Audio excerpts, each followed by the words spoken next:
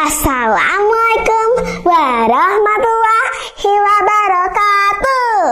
Hai sahabat se-Indonesia, perkenalkan nama saya Namira, kelas 5 di SDT Al-Furqan Palembang.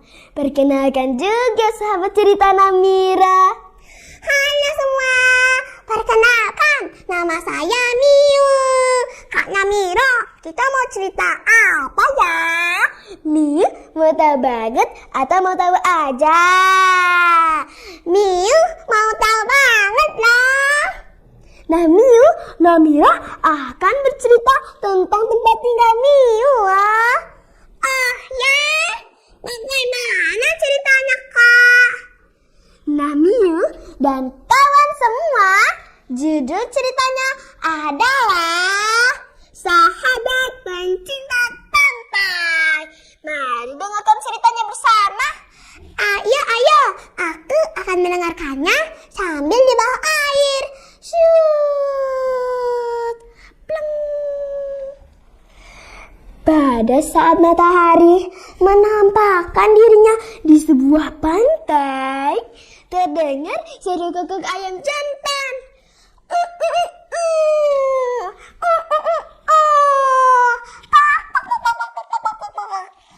Hana dan kawan-kawannya sedang bermain di sebuah pantai.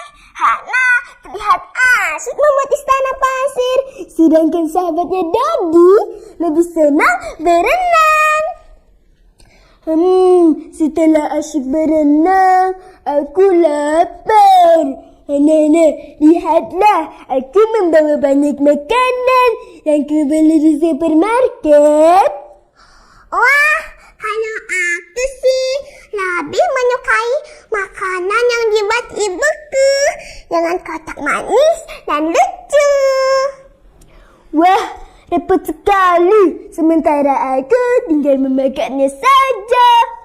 Nah kawan, setelah Dodi memakan semua makanannya yang berupa es krim, coklat, dan biskuit, Dodi membuang kemasannya ke ke pinggir pantai, ke air laut.